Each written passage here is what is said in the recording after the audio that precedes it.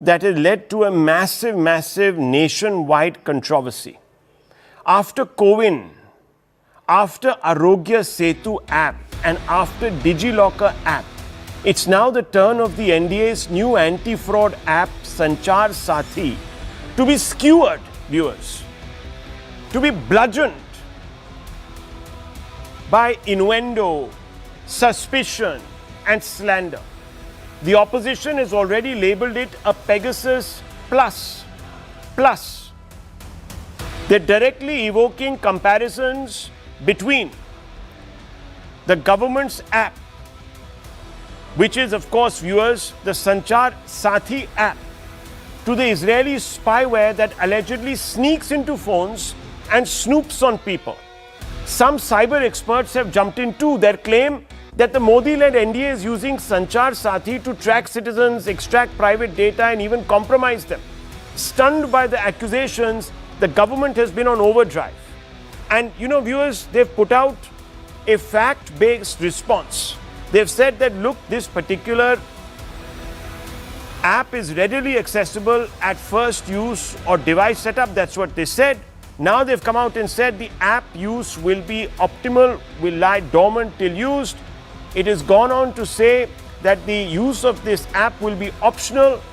It has gone on to say, viewers, that at the end of the day, users can delete it like any other app if they like. Installing the app is optional. You can delete it anytime. It can't read your messages. It can't listen to calls. All it does, the NDA says, is help you block a lost or stolen phone, report scam calls, identify fake links, check how many mobile numbers exist in your name, flag international scam calls pretending to be Indian numbers. More than this, the NDA issued a fact check. So for every point that has been raised by the opposition to scaremonger, the NDA has rebutted. The opposition says it's a breach of privacy and tool for mass surveillance. The government says it's essential for cyber security and combating fraud. Viewers, then it's gone on to say it's curbing fake or misused IMEI numbers, vital for security. The opposition has been saying the app is like Pegasus spyware, a dystopian tool to snoop. The opposition has also come out and said the right to privacy, a fundamental right, government can't dictate. On the other hand, the government says it's about consumer protection measure, not a surveillance tool. But this flare-up over Sanchar Saathi reveals something deeper. For years, Indians have blithely bought Chinese phones, viewers. We've installed WhatsApp, Instagram, Telegram, and a flood of Chinese-made apps in a blink. In fact, most of our phones, when they're sold to us, come preloaded with apps. We don't check permissions. We don't check data flows. We don't check where our information is being stored. Many of those companies have documented histories of privacy lapses. Many have faced global lawsuits. In fact, under China's 2017 National Intelligence Law, every Chinese company must cooperate with state intelligence. So the threat of a backdoor is not paranoia, it's absolutely real. Yet there's no outrage. No opposition dharna outside parliament demanding bans on Chinese mobiles. No midnight debates about foreign apps snooping. In fact, Silicon Valley giants are actively courted. Their offerings are treated like digital manna from heaven. But the moment the Indian government or even an Indian private innovator launches a digital watchdog tool to protect users, suddenly there's a storm. Critics say the state has coercive power. Fair point. But then why the blind trust in Chinese apps, where the state and the company are the same entity? So what explains the asymmetry? Is the Indian state worse than the Chinese state? Is Modi more controlling than Xi or the Prime Minister of Singapore? Are American tech companies automatically more trustworthy? Or is this simply a collective expression of a colonized mindset, a mindset that exalts the foreign and suspects the desi? Is it digital racism? Viewers, this is one point of view. Let's have an informed discussion. Let's ask some pointed questions, and let me bring in with Kanishk Gaur, CEO of Athenian Tech. Mr. Gaur, look, I have touched upon one aspect of this. I'm sure that you have your own reservations, your own apprehensions. Could you lay them out? Because whether it was CoWIN, DigiYatra, any government app that is produced, there are always these questions. Yet we are very blithe in our disregard when we download Chinese apps. No opposition leaders stand and sort of talk about Chinese apps. They've been getting a free writ in this country. And you know the situation in China. All these apps are produced by Chinese government. Backdoors, or even mobile phones. So what is going on here? Is this just reflexive? Opposition for the sake of opposition? Do we not trust our government? Is the government not supposed to help us? Explain. If there are people being defrauded daily, what can we do? The government is coming up with some sort of a solution. It's trying.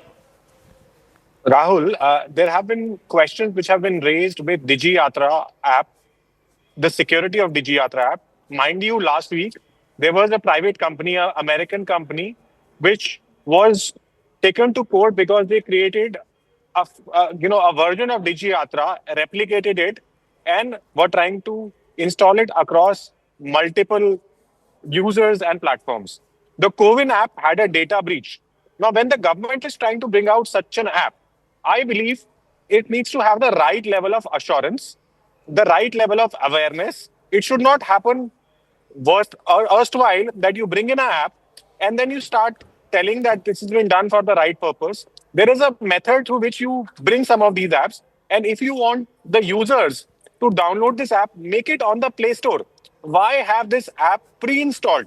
If you have a pre-installed app coming in and that app doesn't have the right level of assurance or testing and no safeguards defined, any public report coming out assuring that this app is safe, then it is going to raise more questions. I think the whole aspect is the way it has been conveyed. The first you mandate something on ground and then you get into defense of it. I think we could do better, even if the government has the right purpose of building such an app and looking to stop digital arrest or cyber frauds. Right? We didn't even have any public consultation on some of these norms. These have just been put right forward. I'd worked with the erstwhile Minister of IT Communication, Mr. Rajiv Chandrasekhar. He used to organize public consultations when he used to bring out any new changes in the IT law, in the cyber law, and there have been multiple public consultations which have been held in India. But suddenly, when Department of Telecom is trying to bring in a new law of mandating such an app, I haven't seen any public consultation, no discussion with any of the tech companies. Yeah. It has just been put forward. That's why you have Chinese, like Apple. No, one second, Kanishk Gaur. See, I'm trying to get at something a little deeper. See, there are several Chinese CCTVs, or Chinese-made CCTVs, with backends that lead straight God knows where. When we want to seek protection for ourselves, we say, oh, CCTV lagao, Kejriwal ji. Put them all over the place and we don't question. Where that data goes, Rahul, one second, no one looks at public consultation. One second, Mr. That's Gaur, a different let question. me just make my, no, it's not a different point. Yeah. I'm getting at the point. The government there is entrusted with the responsibility of securing your safety, even though CCTV could very well tomorrow become an instrument to snoop on where you are going, who's going to meet whom, and so on and so forth. There we have no problems in trusting our security, our privacy to some Chinese company. We put it in our bedrooms also. Don't forget, there are people who put it in their drawing rooms. So then we have none of this public consultation. I'm just getting at, viewers, a fundamental dissonance. One second, let me open this up, sir. There's one point that I was trying to make. I believe that you're right. We should have consultation. There should be complete transparency. But we should apply these standards if we are concerned about privacy and so on and so forth equally. Then why are Chinese phones not banned in this country?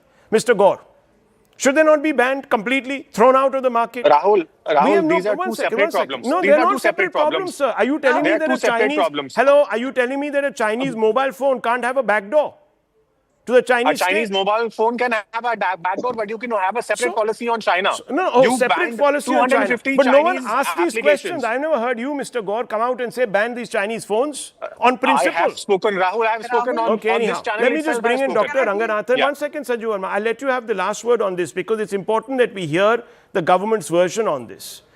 Doctor, tell me, as a citizen, first. No, on a lighter note, I think more than the BJP, I think it is the Congress that needs to snoop on Rahul and Priyanka to be forewarned of their forthcoming embarrassments. Look, illegal snooping is criminal.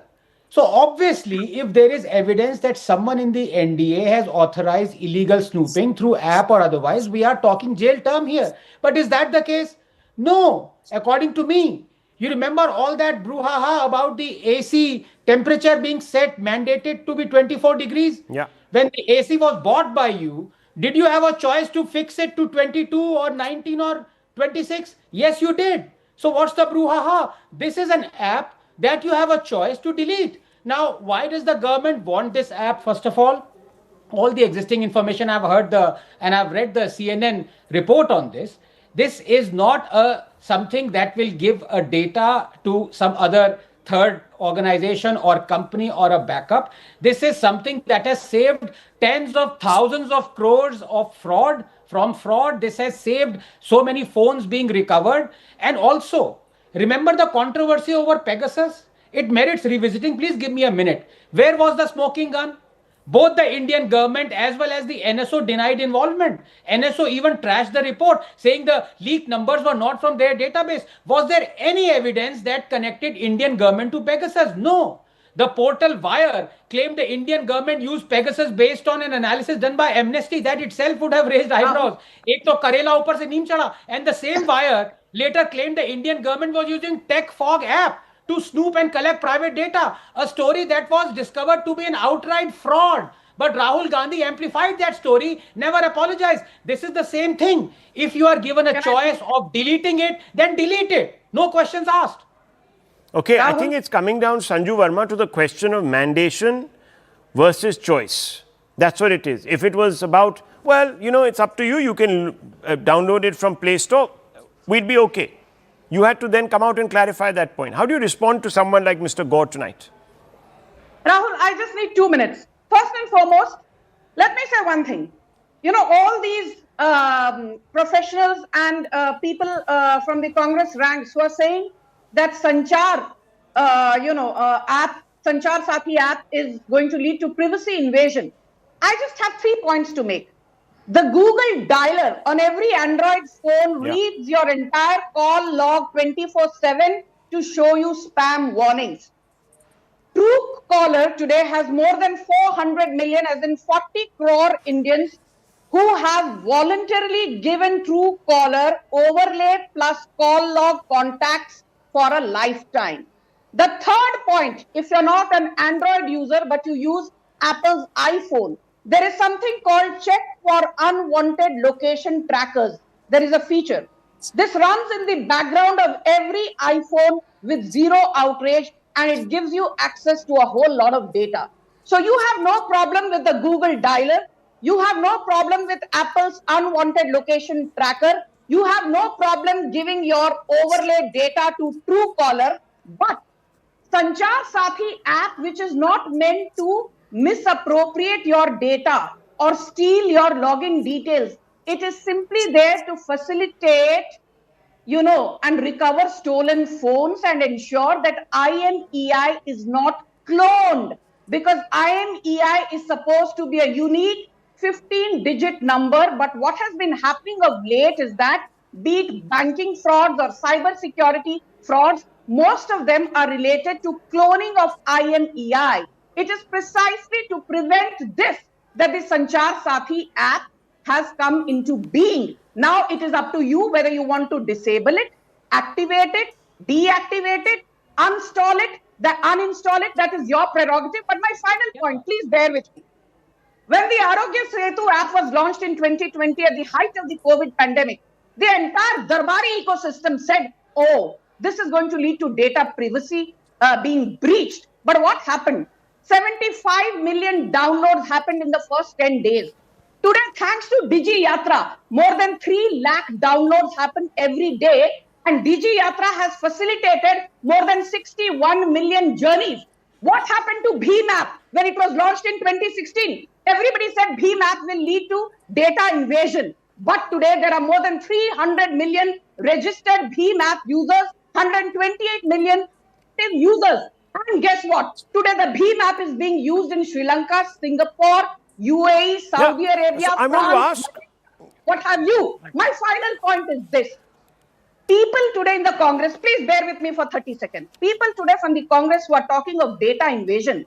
Do you remember the year was 2010? The Prime Minister was Manmohan Singh. On the floor of the Parliament, he refused to set up a JPC. And when asked, is it true that 9,000 phones are being snooped upon every single year? Yeah. He said, we are doing it in the interest of national security. Sitaram Yechuri, Mamta Banerjee, Karunanidhi, and even Pranab Mukherjee's phones were tapped by the Congress government, and they have the audacity to lecture the BJP. आपके दोगलेपन पर हंसी नहीं आती है। No, that's ये समझ नहीं आता कि इतनी hypocrisy आप लाते कहां से हो?